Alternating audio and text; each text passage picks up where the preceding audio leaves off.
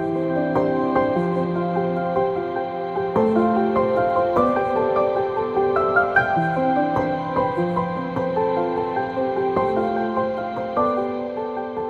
va parler de la joie dans l'épreuve.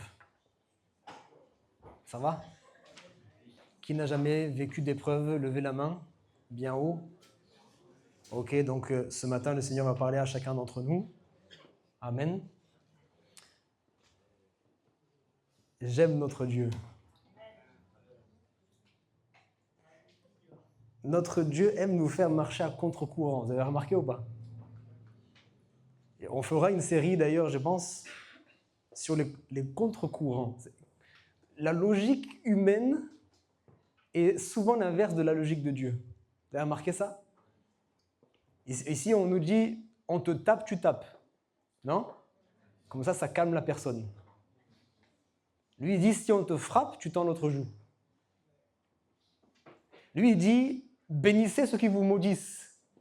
Faites du bien à ceux qui vous persécutent. Lui, il dit, si tu veux être le premier, il faut que tu sois le dernier. Il dit, si tu veux être un leader, un chef, il faut que tu sois un serviteur. Si tu veux être élevé, il faut que tu t'abaisses. Si tu veux recevoir, il faut que tu donnes. Dieu a une logique qui est complètement différente de la nôtre. Voilà pourquoi il est capable de nous dire, dans l'épreuve, tu peux vivre la joie. Est-ce qu'on peut dire amen à ça? Dans l'épreuve, tu peux vivre la joie. Est-ce qu'on peut lire ensemble dans Jacques, chapitre 1er, versets 2 et 3. Jacques, chapitre 1er, versets 2 et 3. J'espère que vous avez pris vos Bibles. Il y en a, ils sont sincères, ils disent non. Bon, c'est bien. Ok. On va lire plusieurs versets. Je ne vais pas revenir sur ce que j'ai dit. J'ai rien contre les téléphones. Mais quand on les a tellement, les téléphones, qu'au moins quand on est à l'église, si on peut lire dans la Bible, en fait, il faut que j'arrive à moins bouger, sinon le pauvre Stéphane, il va... Merci en tout cas, Stéphane, pour le recadrage. Jacques, chapitre 1er, on est ensemble. Allez, est-ce que quelqu'un peut lire? Ceux qui n'ont jamais lu? Ah oui. Regardez comme un sujet de joie complète les diverses épreuves auxquelles vous devez être exposés, sachant que l'épreuve de votre foi produit la patience. Est-ce qu'on peut aller un peu plus loin d'ailleurs? Peut-être verset 4. C'était pas prévu, mais Allez, la suite, je le lis. Donc, sachant que l'épreuve de votre foi produit la patience, mais il faut que la patience accomplisse parfaitement son œuvre, afin que vous soyez parfaits et accomplis sans faillir en rien. Ça va être notre texte de référence ce matin. On démarre. L'élément, est-ce qu'on peut reprendre le premier verset que tu as affiché? Vous savez, quand on lit la Bible, comme j'ai expliqué, il faut des fois s'arrêter sur chaque mot. C'est pour ça que méditer la Bible, ça prend du temps. On ne peut pas méditer la Bible sur tout un chapitre entier. En fait, si on le fait progressivement. Méditer la Bible, des fois, c'est juste un verset. Vous êtes avec moi, vous êtes endormis ce matin, ça va? On est ensemble.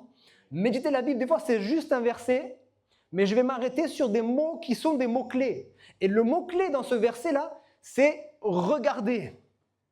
Parce que Dieu n'a pas dit que l'épreuve, c'est la joie. Mais Jacques nous dit, regardez comme un sujet de joie complète les diverses épreuves auxquelles vous pouvez être exposés. Ça veut dire que le Seigneur nous emmène à changer notre regard, notre mentalité et notre manière d'appréhender l'épreuve. Parce que c'est quand même beaucoup dans l'Église que le mot épreuve a une mauvaise connotation. Dans d'autres domaines, le mot épreuve n'a pas forcément une mauvaise connotation. Pour nous, dans l'Église, l'épreuve, c'est moment difficile, souffrance, difficulté. Peut-être même certaines fois, on a l'impression que c'est punition. Parce que l'épreuve a une mauvaise connotation. Mais par exemple, dans le domaine séculier ou même des études, l'épreuve, c'est une bonne chose. Ça fait stresser, mais c'est une bonne chose. J'ai fait toutes mes années de collège. Arrivé en 3e, je passe l'épreuve du brevet. L'épreuve du brevet n'est pas une punition. L'épreuve du brevet est une occasion pour moi. C'est l'occasion de savoir si j'ai bien saisi tout ce qu'on m'a enseigné pendant toutes ces années et si je suis capable de les mettre en pratique. On est ensemble? C'est l'occasion pour moi de faire une mise à jour, de faire un point sur tout ce que j'ai appris, et puis de pouvoir passer à un palier supérieur. Puisque j'ai passé mon épreuve du brevet, je peux passer maintenant au bac. Donc je fais encore plusieurs années et vient l'épreuve du bac. Et de la même manière, je vais être éprouvé, mis à l'épreuve pour savoir si, quand tu es venu t'asseoir pendant 3 ans au lycée, tu es venu t'asseoir sur ta chaise, tu es venu pour dormir ou est-ce que tu as écouté? Maintenant, si tu as écouté, est-ce que quand tu es rentré à la maison, tu as étudié ou pas? Si tu as fait que écouter avec une oreille, quand tu vas arriver au moment de l'épreuve, c'est pas que quelqu'un va te punir, c'est toi-même par rapport à ce que tu auras travaillé ou non. Quelqu'un me suit? Mais pourquoi avec Dieu nous ne voyons pas les choses pareilles? Quand vous venez tous les dimanches, on vous enseigne. Tous les mardis, on vous enseigne. À chaque fois que vous ouvrez la Bible, vous l'ouvrez la Bible, hein? Oui. Vous connaissez cette petite anecdote là, peut-être vous l'avez déjà entendue. Je ne sais pas si elle est vraie ou si c'est juste une histoire qu'on raconte, peu importe. Il y a un pasteur, il est parti visiter une sœur à la maison. Et il dit, bon, on va ouvrir la Bible. Donc, elle va chercher sa Bible. La Bible était pleine de poussière, donc on se rend compte que ça faisait un moment qu'elle n'avait pas été utilisée. Bref, alors il lise un texte et tout ça. Et puis, le pasteur termine la visite et puis il part. Et la sœur, elle se rend compte qu'il lui manque une cuillère de son service. Elle a un service un peu, chacun a son petit service, vous savez là, hein, un petit service en argent, j'en sais rien, une belle cuillère, il lui manque une cuillère. Dis quand même, c'est pas le pasteur. Non, c'est pas un pasteur voleur quand même. Qui connaît cette anecdote? Vous connaissez pas? Pas un pasteur voleur quand même. Et puis qu'est-ce qu'il ferait avec une cuillère? C'est bizarre quand même. Et puis une semaine passe, elle cherche partout. 2 semaines passent, elle cherche partout. 3 semaines, 1 mois. Elle dit mais c'est pas possible, il me la faut cette cuillère. Alors elle tremble, hein, son cœur il bat fort. Mais elle dit il va falloir que j'aille parler au pasteur. Elle va voir le pasteur. Elle dit pasteur, je suis vraiment désolé. Vraiment désolé, je ne veux pas sous-entendre quoi que ce soit, mais vous êtes venu à la maison, depuis que vous êtes venu à la maison, je ne trouve plus ma cuillère. Peut-être elle est tombée par hasard dans votre sac, je ne dis pas que vous avez fait exprès, mais peut-être, elle dit, sœur, ça fait combien de temps que je suis venu? Bah, ça fait plus d'1 mois. Donc ça fait plus d'1 mois que vous n'avez pas ouvert votre Bible, parce que la cuillère, je l'ai mise dans la Bible. Bon, c'est sous le ton de l'humour, mais elle a été piégée, hein. Lisons la Bible. À chaque fois que je lis la Bible, Dieu me parle. Mais Dieu dit aussi que nous ne devons pas être des auditeurs oublieux. Nous ne devons pas être, la Bible emploie des termes, nous ne devons pas être des fous. Il y a les sages qui ont bâti leur maison sur le roc. Mais les sages, ce n'est pas ceux qui ont entendu. Hein. Parce que les fous aussi ont entendu, oui ou non? On a la même Bible qui enseigne les mêmes choses. Les fous ont aussi entendu, mais ils ont entendu sans mettre en pratique. Donc, nous devons être de ceux qui écoutent et qui mettent en pratique. Et l'épreuve, maintenant, elle vient pour voir, est-ce que tu as bien compris? Est-ce que quelqu'un peut dire amen à ça? L'épreuve, arrêtons de la regarder comme quelque chose de mauvais, quelque chose qu'il faut fuir, quelque chose qu'il faut essayer d'esquiver. Des fois, l'épreuve, on a l'impression qu'au mieux, on arrive à la supporter. Au mieux, on arrive à la subir. Au pire, elle nous fait tomber. Mais l'épreuve doit nous rendre plus matures. L'épreuve doit nous rendre plus sages. L'épreuve doit nous rendre plus forts. L'épreuve, c'est une bonne chose. Voilà pourquoi Jacques nous dit, ce n'est pas l'épreuve qui va nous rendre heureux. Mais nous devons regarder comme un sujet de joie complète les diverses épreuves que nous allons traverser. Parce que ces épreuves ne sont pas des punitions, mais des occasions pour nous de franchir un autre palier. Tu ne passes pas au bac tant que tu n'as pas passé ton brevet. Oui ou non? Tu dois passer ton brevet pour passer le bac. Parce que si jamais, même on te laisse passer au bac, mais si déjà la base du brevet tu n'as pas appris, à quoi ça sert que tu ailles plus loin? Donc c'est peut-être pour te faire gagner du temps. Toi tu as l'impression de perdre parce que tu vas redoubler une année. Il vaut mieux que tu redoubles. Tu apprends bien les bases et puis ensuite tu vas plus loin. Parce que si tu avances trop vite, que tu n'as pas les bases, tu vas tomber. Donc l'épreuve dans le monde spirituel, c'est la même chose. Et nous devons apprendre à regarder l'épreuve, non pas comme juste un sujet de joie, mais notre Dieu est trop fort. Il dit comme un sujet de joie complète. Jésus nous a parlé de ça. Jean chapitre 15, est-ce que tu peux afficher Jean chapitre 15? Bon, on ne fait pas tout le chapitre 15, il est intéressant, c'est ce moment où il est question du cep et des sarments. Tout le monde connaît ce texte. Hein. Et Jean chapitre 15, verset 11, « Je vous ai dit ces choses, afin que ma joie soit en vous et que votre joie soit parfaite. » Désolé de crier, mais c'est un message qui me plaît tellement. Je vous ai dit ces choses, quoi? On ne va pas développer le chapitre 15 parce qu'il est tellement important. On pourrait faire tout un message dessus. Par contre, je vous encourage à méditer.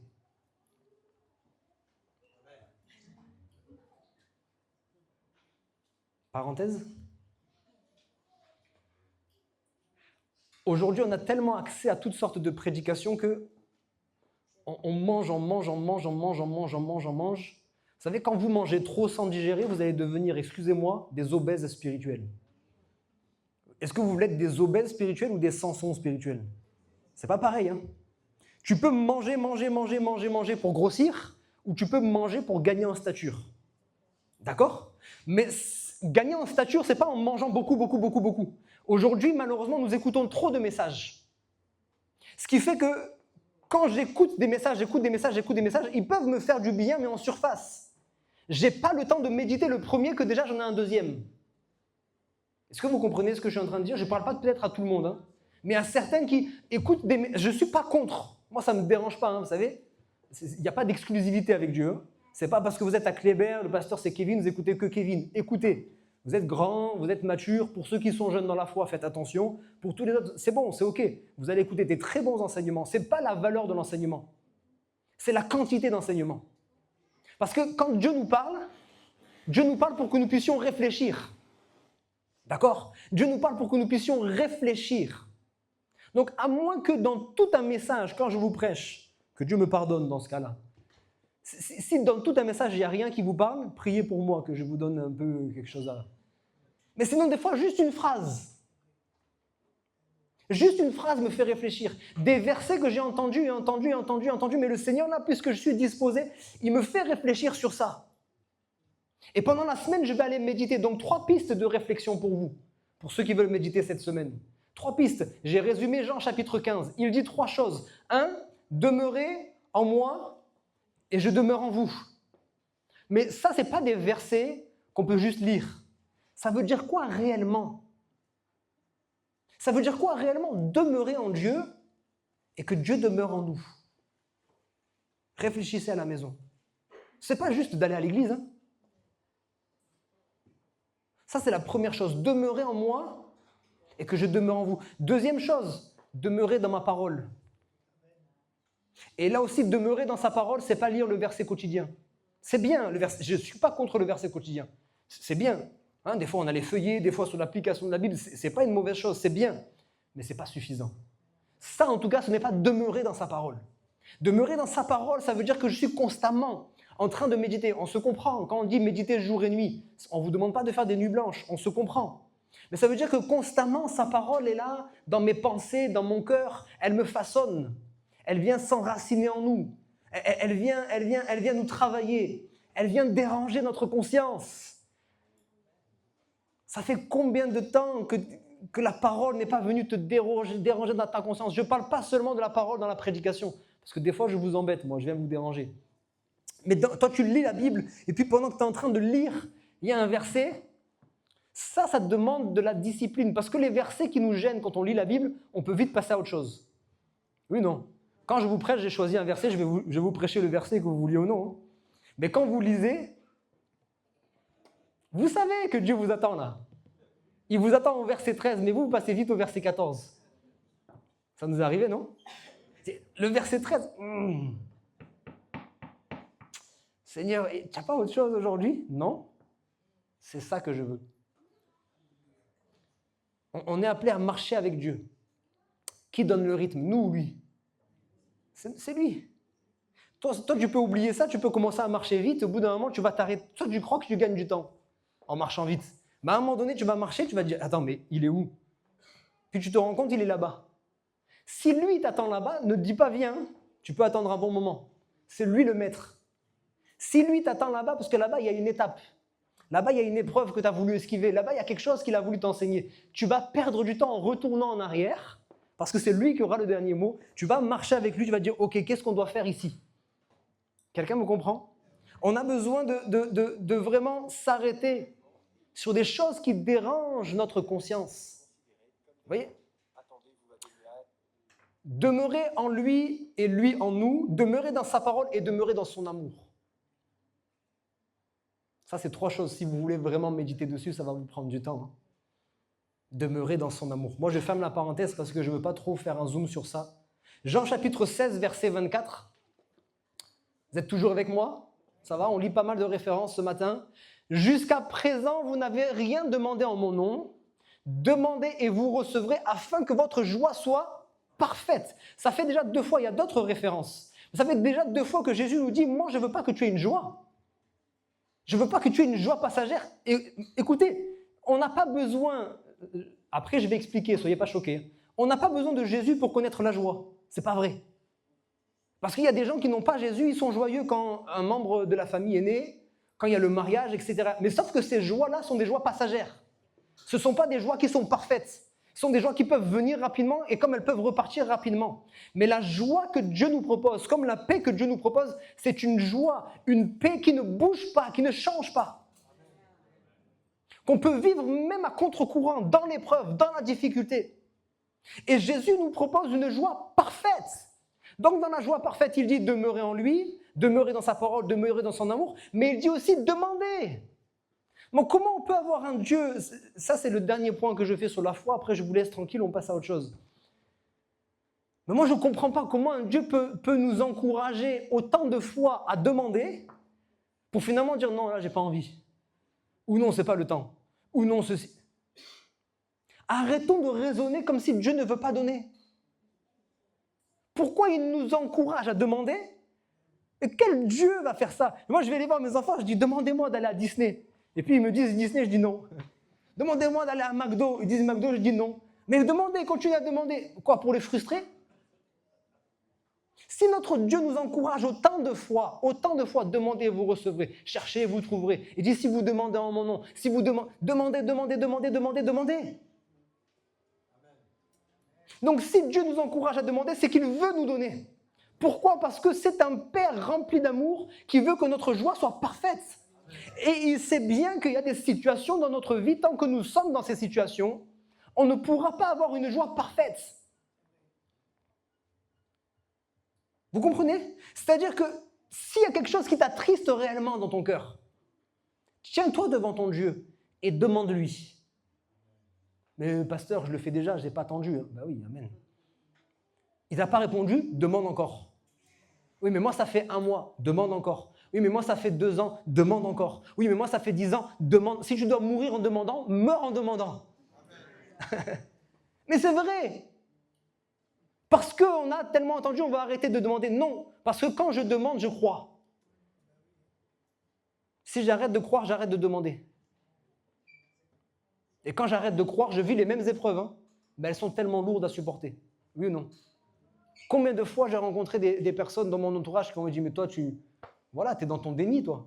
Tu demandes, on te voit demander ça, ça fait je ne sais pas combien de temps que tu demandes, tu n'as toujours pas reçu. Gloire à Dieu. Je continue à demander. » Toi, tu vis les mêmes problèmes, tu gères tes problèmes tout seul, tu es dans la misère, moi je suis dans la joie pendant que je demande. Alléluia. Moi je continue à demander, j'ai toujours pas. Mais comme je crois que Dieu va me donner, je suis dans la joie. Allez, je vous fais un peu sourire. La joie du Seigneur est ma force. La joie du Seigneur est ma force. Même si j'ai pas, c'est pas grave. J'ai pas besoin d'avoir. Je sais que mon Dieu pourvoit. Donc si j'ai vraiment besoin de ça aujourd'hui, il va me le donner. S'il ne me donne pas, c'est que je peux faire sans. Il veut que notre joie soit parfaite, complète. On avance un petit peu. Regardez comme un sujet de joie complète, les diverses épreuves, on ne va pas s'arrêter sur ça. On sait que les épreuves sont diverses. La maladie, les problèmes financiers, les problèmes professionnels, les problèmes familiaux, le deuil, etc., etc., etc. Les épreuves, ce n'est pas ce qui manque. Mais dit, les diverses épreuves que vous pouvez traverser, sachant que l'épreuve de quoi? L'épreuve de quoi on a lu? Vous êtes sûr ou pas? Vous dites à demi-mot. L'épreuve de quoi? L'épreuve de votre foi. c'est toujours notre foi qui est ciblée. Toujours. Parce que notre foi, c'est ce qui nous permet de continuer de mener le combat. Voilà pourquoi la Bible dit dans Éphésiens 6, le bouclier de la foi. Écoutez bien ça, le bouclier de la foi, qu'est-ce qu'il fait? La Bible nous dit quoi? Allez-y, vous connaissez les Écritures. Le bouclier de la foi qui éteint les traits enflammés du malin. Je continue à dire que notre adversaire, après je vais arrêter, vous allez dire il parle trop de lui, mais il faut quand même en parler. Hein. Je parle quand même plus de Dieu, hein. Amen. Alléluia. Mais il faut quand même en parler, on a un adversaire, tu n'as pas besoin de le voir, il est là. Et lui, il n'est jamais au chômage. Lui, il ne prend jamais de congé, il n'est jamais en vacances, il n'y a pas de jour férié, il n'y a rien de tout ça. Tout le temps, il va envoyer des traits enflammés. Maintenant, ces traits enflammés, Jésus est en train de te dire, écoute, laisse-le se fatiguer. Il peut envoyer autant de traits enflammés qu'il veut, tant que tu as le bouclier de la foi, les traits enflammés ne t'atteindront pas. Amen. Je n'ai jamais dit, Jésus n'a jamais dit qu'il n'y aura pas de traits enflammés. Jésus n'a jamais dit qu'il n'y aura pas d'épreuves. Il dit, vous aurez des tribulations dans le monde. Mais prenez courage, j'ai vaincu le monde. Alléluia. Vous pouvez vous réjouir un peu plus qu'un petit amen de temps en temps? Je veux que vous soyez vraiment désolé de vous déranger, mais il faut que ça vibre dans votre cœur. Il faut que ça brûle. Si ça ne brûle pas là, ça ne va pas brûler dehors. Hein. Il faut que ça brûle. Quand vous sortez, les gens ils disent « Wow, qu'est-ce qu'il a ?» Jésus n'a jamais dit « Il n'y aura pas d'épreuve ». Il dit « Si tu prends le bouclier », parce que le bouclier, vous savez, Paul parle de l'armure de Dieu, mais il s'est appuyé sur l'armure romaine, vous savez ça? Le bouclier, c'était pas un petit bouclier rond, hein, comme les Gaulois, non, c'est un grand bouclier. Le bouclier de la foi, c'est ce qui te permet de protéger toute ta vie chrétienne. Ok? Le bouclier de la foi protège toute ta vie chrétienne. Si demain tu n'as plus la foi, quelqu'un me dira, vous croyez que vous êtes malin? Oui, mais si on n'a plus la foi, on a encore le casque et la cuirasse. Oui, mais justement, c'est la deuxième étape. Quand le diable a sapé ta foi, quand il t'a enlevé ton bouclier, il va commencer à s'attaquer à ta justice. Donc tu vas continuer à être un chrétien, mais tu ne marches plus droit. Tu ne marches plus d'une manière juste devant Dieu. Il commence à attaquer ta justice. Ensuite, il va commencer à attaquer ton salut. Il va commencer à attaquer tes pensées. Il va commencer à mettre en doute ton salut, à mettre en doute le salut en Christ. Vous comprenez? Voilà pourquoi nous devons garder la foi. Et voilà pourquoi Jésus a dit, le diable, il est énervé. Il t'a réclamé pour te cribler comme du froment, mais moi j'ai prié pour que ta foi ne défaille point. Paul dira, j'ai combattu le bon combat, j'ai achevé la course, j'ai gardé la foi. Autrement dit, le bon combat c'est quoi? C'est garder la foi. Voilà pourquoi Paul, il dit à Timothée, Timothée, laisse tomber les discussions. Vous savez, déjà avec quelques-uns, ne vous sentez pas... Il y en a certains qui ont commencé à me parler de ce sujet, j'ai dit laissez-moi tranquille avec ces sujets. Ne me parlez même pas de ça, laissez-moi. Il y a trop de choses à faire, il y a trop de monde à gagner pour qu'on puisse perdre notre temps avec des discussions qui sont secondaires. Et je veux vexer personne, mais il y a des discussions, ça ne m'intéresse pas. Paul, il a dit Timothée, fais attention. Il y en a certains, ils aiment bien parler de généalogie. Moi, je suis d'un tel. Laisse tomber ça. Si tu veux parler de ta généalogie, parle, mais ce n'est pas avec moi. Moi, je veux gagner des âmes. Il y a des discussions qui ne servent à rien. Nos discussions doivent nous servir à nous entretenir dans la foi. Mais il y a des discussions, au lieu de nous entretenir dans la foi, on se divise. On est là, on parle de cette discussion, on a le cœur lourd. On est perdu, on ne sait même plus quoi penser. Ça, c'est nul. Ne laissons pas ça au milieu de nous. Le bon combat, c'est garder la foi. Je choisis mes combats. Je ne vais pas m'amuser à perdre mon énergie et mon temps dans des combats qui ne sont pas ceux de Dieu. Le bon combat, c'est de garder la foi. Je ne lutte pas contre la chair et le sang, mais je lutte contre les puissances des ténèbres. Si j'ai un problème avec toi, on va discuter. Si le problème persiste, je ne discute plus avec toi, je me tiens devant mon Seigneur et je prie. Change son caractère, change le mien aussi, mais change. On ne va pas discuter 3 heures. On essaye d'arranger les choses et puis ensuite on prie parce qu'on sait que c'est l'ennemi qui essaye de diviser. Parenthèse de l'esprit. Si tu t'es disputé avec quelqu'un, ça dure une semaine, ça va. Si tu t'es discuté avec quelqu'un, ça dure plus d'un mois, c'est grave. J'ai un ami togolais, il dit toujours c'est extrêmement grave. C'est très, très, très grave. Je vous fais rire. Mais un conflit ne peut pas demeurer dans l'église. Inacceptable. Oui, mais moi, le conflit, il est complexe. Pas de complexe. Si tu te tiens sur tes genoux, là, peut-être que tes genoux, ils ne souffrent plus. Hein. Je ne parle pas de l'arthrose, je parle de souffrir parce que tu restes sur tes genoux, là, à prier. Si tu te tiens sur tes genoux, il n'y a pas un seul problème qui va persister.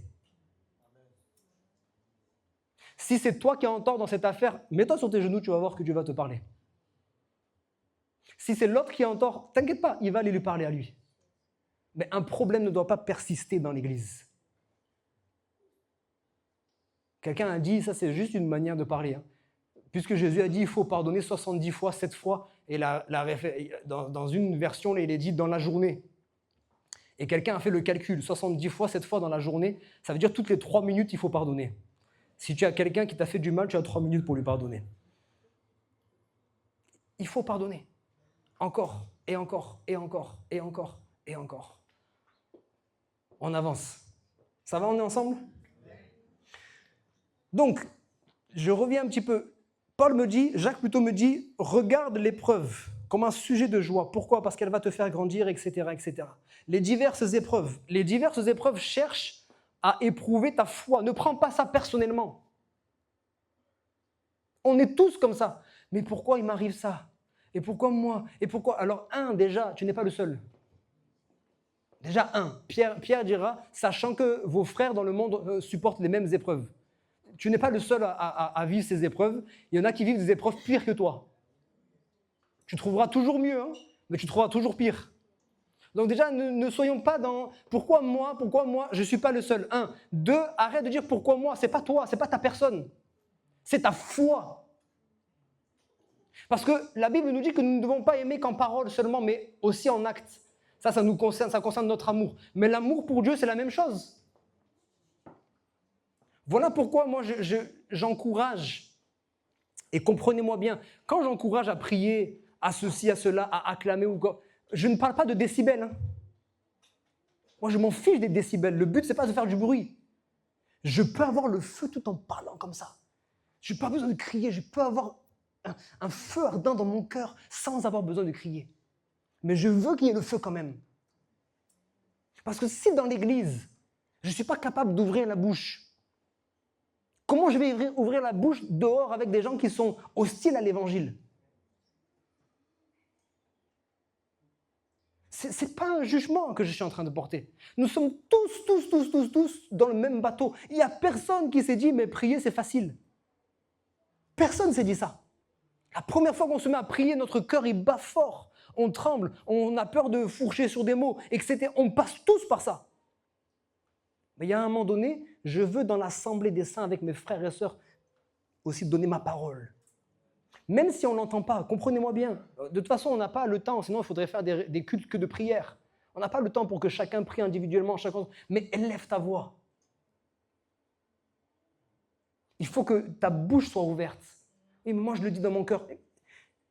Je suis en train de sortir de mon message, mais juste 2 secondes. C'est en croyant du cœur qu'on est sauvé, c'est tout ? C'est pas en croyant du cœur qu'on est sauvé. C'est en croyant du cœur et en confessant de la bouche qu'on parvient au salut. Il y a des choses, on ne peut pas juste les vivre dans notre cœur, il faut les confesser. Il faut ouvrir la bouche. Il faut élever le nom de Jésus. Parce que pendant que nous, on n'élève pas le nom de Jésus, il y a d'autres qui élèvent le nom de toutes sortes d'idoles, toutes sortes de principautés spirituelles, etc., etc. C'est notre rôle et c'est notre responsabilité de le faire. Amen. Donc les diverses épreuves, elles ont un but. Elles ont un but, produire la patience. On va terminer avec ça ce matin, avec ce point. Moment de vérité. Moment de vérité, Dieu vous voit. Hein. Levez la main bien haut ceux qui manquent de patience. Soyez sincères. Qui manque de patience ? Ouh. Tous les autres, ça va. Et ceux qui ne lèvent pas la main, je vais venir expérimenter. Hein. Je vais venir éprouver votre patience. Prenez des photos derrière, s'il vous plaît, je vais dans la semaine, là. J'ai dit moment de vérité. Hein. OK. Maintenant, ceux qui ont levé la main, là. Levez la main, ceux qui ont déjà prié. Seigneur, donne-moi de la patience. Qui a prié comme ça? Donne-moi de la patience. Levez la main bien haut. Aïe, aïe, aïe, aïe, aïe, aïe, aïe, aïe, aïe. Nous, on fait des prières dangereuses. On fait des prières... La Bible me dit quoi? Qu'est-ce que ce verset vient de me dire? Ce verset vient de me dire que l'épreuve, elle a pour but de produire la patience. Et toi, tu t'amuses à aller demander la patience? Et puis tu t'inquiètes quand les épreuves viennent? C'est parce que la logique de Dieu n'est pas notre logique. Il y a des prières sans qu'on sache, elle est dangereuse. Seigneur, donne-moi la patience. Ok, mon enfant, je vais te donner la patience. Tu vas voir, tu vas comprendre. Mais la patience, tu ne vas pas te réveiller un matin et puis paf, elle te tombe dessus. La patience, elle arrive dans l'épreuve. J'insiste bien, la patience n'arrive pas automatiquement dans l'épreuve. Parce que si je ne regarde pas l'épreuve de la bonne manière, si je n'entre pas dans l'épreuve de la bonne manière, si je n'appréhende pas l'épreuve de la bonne manière, l'épreuve va me donner encore moins de patience, l'épreuve va m'irriter encore plus, l'épreuve va m'éloigner encore plus de Dieu. Mais ce n'était pas ça l'objectif. L'objectif que Dieu poursuit lorsqu'on est dans l'épreuve, Jacques nous le dit, regardez comme un sujet de joie complète les diverses épreuves auxquelles vous pouvez être exposés, sachant que l'épreuve de votre foi produit la patience. On veut que la patience, elle nous tombe dessus. Elle ne nous tombe pas dessus parce que nous avons notre nature charnelle. Et notre nature charnelle, voilà pourquoi il y en a, ils n'ont pas levé la main. Parce que vous êtes un peu plus patient que les autres. Mais vous n'êtes pas si patient que ça. Pas besoin de vous connaître, on connaît l'homme avec un grand H.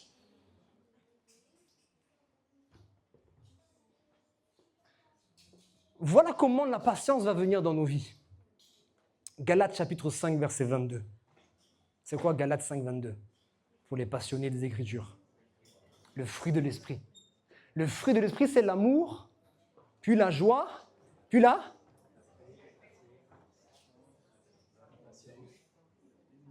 Donc la patience, un fruit ne vient pas comme ça. Il n'y a pas un seul arbre. Il n'y a pas un seul arbre où tu mets une graine en terre et puis demain tu viens, il y a un arbre avec du fruit. Ça n'existe pas. Un arbre, ça prend du temps pour porter du fruit. Il faut que la sève coule. Il faut que la sève coule. Il faut qu'on reste, comme on l'a dit dans Jean chapitre 15, des sarments, des branches qui sont attachées au cep. On reste attaché à lui, on reste attaché à lui. Et la sève du Saint-Esprit coule en nous. Comment ? Pourquoi on appelle ça le fruit de l'Esprit ? Parce que c'est la sève, la vie de l'Esprit qui est en nous. Mais si je ne laisse pas l'Esprit agir en moi, il n'y aura pas de fruit. Ou le fruit sera minime. Voilà pourquoi gagnons du temps. Il y a beaucoup de choses, il faut comprendre les principes de Dieu. Parce que si on fonctionne dans le royaume de Dieu avec les principes du monde, on va perdre énormément de temps. Nous, on veut gagner du temps. Bon, il n'y a pas le temps là avec l'histoire de Saint-Esprit, pas Saint-Esprit, machin, prier tous les matins, tati-tata. Je caricature, personne ne dit ça, j'espère. Mais en tout cas, je caricature, il n'y a pas le temps. Ce qui est stop là, c'est je viens à l'église là, dimanche matin, c'est bien, on a passé un bon moment, on a chanté Yeshua. Allez, c'est le moment, Seigneur, oh, donne-moi la patience. Et puis tu crois que la patience, elle va t'être donnée comme ça. Non. Saint-Esprit, prends plus de place en moi. Ok, pas de problème. Mais juste là maintenant, là, pendant 3 minutes et demie, pendant qu'on chante Yeshua, ou toute la semaine. Est-ce que chaque matin quand je me lève, je prends le temps ? Vous savez, le Saint-Esprit, c'est la personne de la Trinité qui habite en nous. Et un auteur d'un livre, je ne sais pas si certains l'ont lu ce livre, le titre du livre c'était « Le Saint-Esprit, Dieu oublié ». Parce que le Saint-Esprit est Dieu. C'est celui qui est censé être le plus en communion avec nous. La Bible nous dit que nous puissions recevoir la grâce de Jésus-Christ et la communion du Saint-Esprit. Celui qui est en communion avec nous, c'est le Saint-Esprit, c'est lui qui habite en nous, oui ou non ? Et pourtant, c'est celui avec lequel nous avons peut-être le moins d'échanges, de communion. Est-ce que le matin, Je prends conscience que le Saint-Esprit de Dieu, parce qu'il est tellement discret qu'il ne va pas crier, hein, il est en moi. Quand je suis face à une situation, justement, une situation dans laquelle, normalement, charnellement, je vais être impatient, est-ce qu'à ce moment-là, je suis capable de dire « Saint-Esprit, permets-moi de réagir comme Christ aurait réagi ». Saint-Esprit prend le contrôle maintenant. Si c'est ma chair qui prend le contrôle, ce sera mauvais. Mais si c'est toi qui prends le contrôle, il y aura la maîtrise de soi, il y aura la douceur, il y aura la joie, il y aura la paix, etc., etc. J'ai pris l'exemple de la patience, mais c'est vrai pour plein d'autres choses. Dieu ne nous donne pas les choses juste comme ça. Parce que quand je vous dis que les paroles de Dieu, elles sont fortes, Jésus a dit ne donnez pas de perles au pourceau. Ça peut paraître vexant ou quoi que ce soit, mais c'est normal. Oui ou non? Il y a des principes spirituels, des choses de valeur que Dieu ne va pas nous donner tant qu'on est des bébés ou des enfants capricieux. Est-ce qu'on n'est pas des enfants capricieux des fois? On ne veut pas comprendre. On croit qu'on va avoir Vous savez, les enfants capricieux qui crient, ils pleurent, ils tapent des pieds, comme si c'est eux qui vont avoir le dernier mot. Crie, hein, vide tes larmes, deviens rouge, fais ce que tu veux. C'est moi l'autorité. Tu peux faire ce que tu veux. Mais lui, quand tu seras calmé, on va parler. Des fois, vous voulez donner à l'enfant la chose, hein, mais c'est la manière dont tu demandes que dit non. Combien de fois, je ne vais pas citer lequel de mes 3 enfants, avec un de mes enfants, là, ne jugez pas, hein, je veux donner la chose, mais la manière dont c'est fait, je dis non. Tu demandes mieux, tu demandes différemment, tu demandes correctement. Non, vas-y. Va dans ta chambre, va pleurer, va. Si tu peux même te coucher sans manger, hein, c'est pas mon problème, moi je vais manger correctement. Si tu veux bouder, va bouder. Quand tu seras calmé, toi et moi on va discuter tranquillement. Et je vais t'expliquer pourquoi je te donne ça, et pourquoi je te demande de le demander comme ça, etc., etc. Il y a des choses de valeur que Dieu ne nous donnera pas tant qu'on n'aura pas compris certaines choses. Parce que s'il nous les donne trop tôt, donner quelque chose de valeur à un enfant qui n'a pas conscience de la valeur, il va vous le casser ou il va vous le perdre. Après, vous ne pouvez pas le tenir pour responsable, c'est vous qui êtes responsable. Tu ne donnes pas quelque chose de valeur à un enfant de 3 ans qui n'a pas conscience que c'est de la valeur. Ok ou pas? Donc Dieu, il y a des choses de valeur qu'il veut nous donner, mais il ne va pas nous les donner comme ça. Il va nous emmener à la maturité pour qu'on puisse prendre conscience de ces choses. Et quand on a pris conscience de ces choses, maintenant, il nous les donne. Est-ce qu'on dit, Seigneur, merci, tu es bon.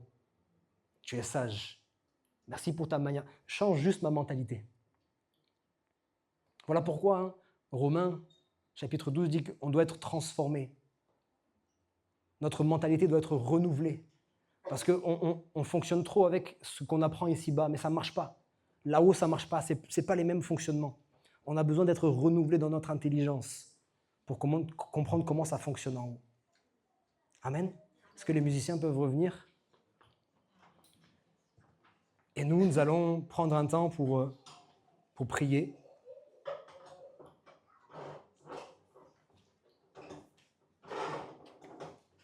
Est-ce qu'on peut se lever ensemble ? Et pendant que les musiciens vont nous conduire dans un dernier chant, est-ce qu'on peut prendre le temps encore juste de laisser cette parole descendre en profondeur ? Vous savez, j'espère que je dérange personne et qu'on n'est pas là à regarder l'heure. Quand on est dans la présence de Dieu, on est dans la présence de Dieu. Il y a des messages, il faut qu'on laisse le temps au Saint-Esprit de venir le faire descendre en profondeur. Que nous ne soyons pas cette terre qui dit oui, amen trop facilement, mais au premier soleil, ça brûle, il n'y a plus rien. Seigneur, viens m'enraciner dans ta parole. Ce que j'ai entendu là ce matin, il y a peut-être une phrase qui t'a interpellé. Ne quitte pas ce lieu sans avoir vraiment gardé cette chose, cette parole précieusement. Il faut que tu puisses la sceller, il faut que tu puisses la protéger pour que l'ennemi ne te la vole pas en sortant. On a perdu trop de temps comme ça, à entendre des messages où on a dit c'est bon, mais on n'a pas laissé cette semence descendre dans la terre et l'oiseau est venu, il nous a volé ça n'a rien apporté. Est-ce qu'on peut être dans le recueillement et Sarah va nous conduire à nouveau dans un chant.